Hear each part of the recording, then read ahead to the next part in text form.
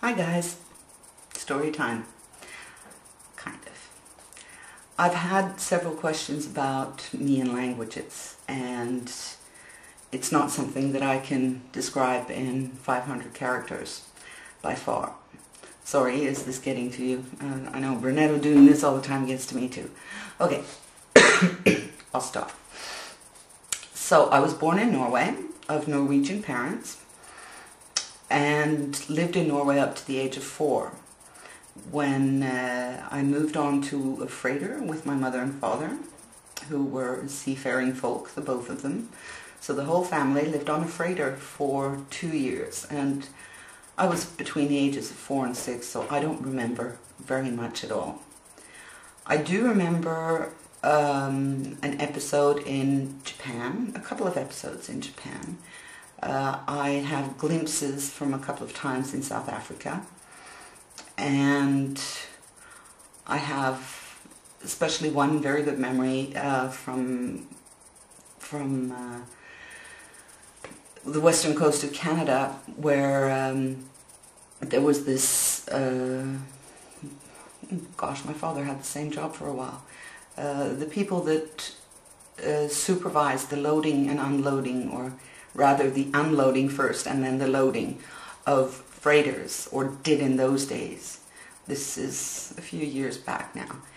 They're called supercargos, and the supercargo that used to always come on our ship, his name was Archie Donald, and I'm sure he's long gone now because he was nearing retirement when I was 4 or 5 years old. But he had this, the old-fashioned satchels, and there was an office set aside for him near the deck, and I used to sit and talk to him. And I'm not sure now whether I talk Norwegian or English. I must have spoken English to him, because I'm sure he didn't understand Norwegian. He was a Canadian. But anyway, he used to always bring a Kit Kat bar for me, and that was, he was a really sweet man. I do go off topic, but it's a nice little story in the story.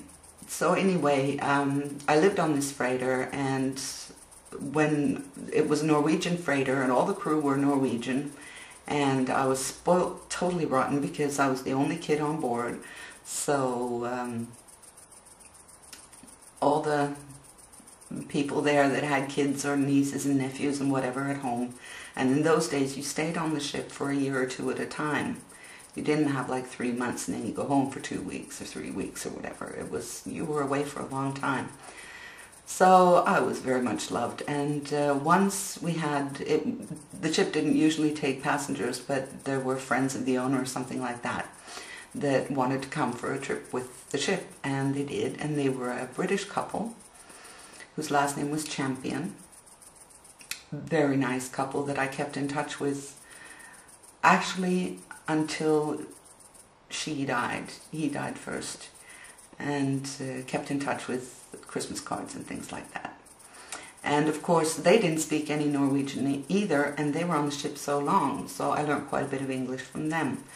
Now when I was 6 years old, I had to start school, and my parents decided to emigrate to Canada for many reasons, amongst which was that then my mum and dad and I would see each other, because my dad continued to be at sea while my mum stayed home with me, and Victoria, British Columbia, was one of the ports of call, so that we would see him, a few times a year for a few days, and that was pretty all right. If anybody wants to hear the story of when I thought my mom was going to get arrested, let me know. So I started school in Canada, and I started at the normal elementary school down the road, and I can remember to this day that my schoolmates did not tease me for not being able to speak English properly. I mean, I spoke quite well by then, because little kids do learn fast. And but I remember in the schoolyard, one of my friends saying a word that I didn't understand, and I said, "Oh, what does that word mean?" And they would explain it and then go on talking and not be irritated, nothing. It was so it was a very easy way to learn. And of course we had to read and write and arithmetic in class and whatever. So I basically say that I have two mother tongues because I started to learn English so early, and I do dream in both English and Norwegian. And I do say silly things both in English and Norwegian. And really those were the only languages I knew until, well, I started taking French in school. I had 6 years of French in school. And I do understand a bit to this day, but I never used it until I think 20 years after I left school or something like that. So it's not one of the 0.6 languages really that I speak. We lived in the Middle East, and I started learning Arabic, which is a fascinating language. And I was told by someone else who had lived there that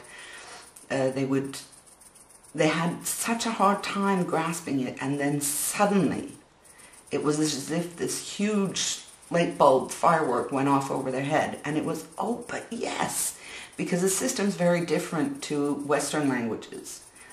But once you get the system, it's easy, it's logical, and you can extrapolate words because they have a root word. So that school and teacher and schoolyard will all sound almost the same, but with a different ending or beginning.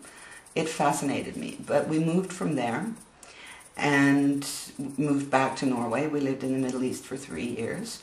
So I could count, and I could say thank you and please and excuse me and a few things like that. And I could say, my name is Marianne, you know, that kind of thing. Then we moved back to Norway, and i.e. this is my husband and I now, not my mom and dad. My mom lives in Norway and has done since we moved back from Australia. I've skipped Australia because, well, it does have an effect on my accent still. I notice it when I watch my videos back. But yeah, in Australia I had to, in the end I was speaking Australian because it gets kind of difficult to start explaining when somebody asks you if you're American, and many did because they can't really hear the difference. And then I had to say, no, I'm not American, my accent is Canadian, but I'm Norwegian, blah, blah. And I just got so fed up of it that I just started speaking like everybody else. And then we moved back to Norway, and after a few years I met a wonderful man, and a couple of years later we got married. And then he had this job offer to go to the Middle East. So we went to the Middle East, and then we came back to Norway, and we lived in Norway for 3 years. And then he got an offer very suddenly, so he didn't even have birthday cake with me because he had to go to a meeting in Switzerland. So anyway, he was asked to come for a conference, and afterwards he was just told, okay, make up your mind, and he didn't have a long time, he had a few days. Do you want to come or not? And I said, heck, why not? I mean, it's not that far away from home. The Middle East was far away from home. But anyway, so we came to Switzerland, and we were very lucky in moving where we did, because there was a garden with open fire kind of grill, and just one big long table that was shared by several of the apartments, so that, I mean, everybody just brought their own food and their own plates and whatever out. And then you just sort of piled along the table with your stuff, and everybody, I mean, the grill was big enough for everybody. So I think, you know, people just came out and sat down, and, you know, you said, hello, my name is, and we're the new ones, and whatever, and do you speak English?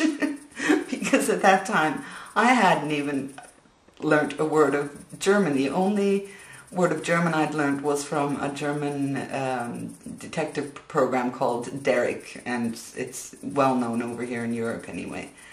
But I made a conscious decision to learn Swiss German because we live in the Swiss German part of Switzerland. And a few people have told me, no, you should learn High German. But that's not what people talk here. They talk Swiss German. And I'm not planning to move to Germany. So I don't see why I should learn High German.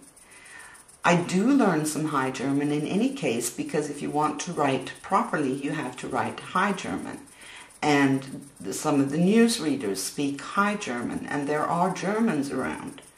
So that I will pick up High German, but I'm living in a Swiss German place. And that was then a conscious decision for me that I would try to learn Swiss German.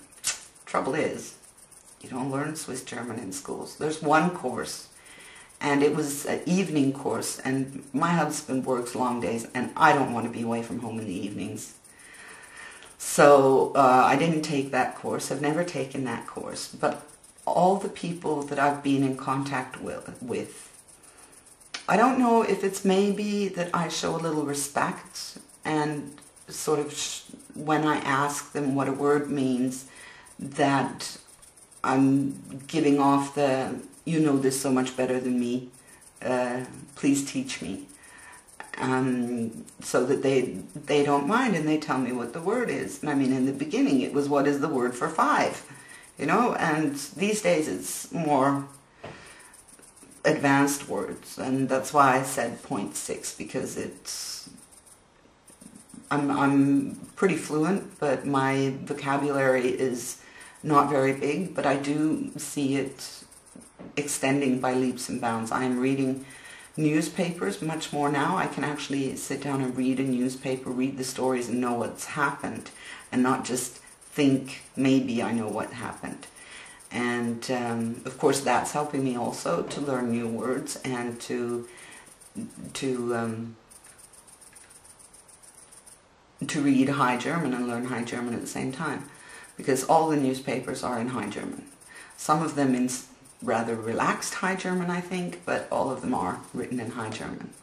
So that's my 2.6 languages and the reasons for that. I am able to understand Spanish and say a few words. My husband and I are going to Italy next month, and that's going to be more difficult. I don't exactly grasp the Italian, and I really don't know how to say anything in it either, so that's going to be interesting. But we're going first to a place called Lugano, which is actually in Switzerland, but south of the Alps, where they speak Italian. There's 4 languages in Switzerland. There's French, German, Italian, and Romansch, which if somebody really makes me, I'll do some research on it, but I think the easiest thing is to go into Wikipedia and find out about it from there. The French Swiss French, they speak something very, very similar to French. I mean, they border on to France. But one special difference is that they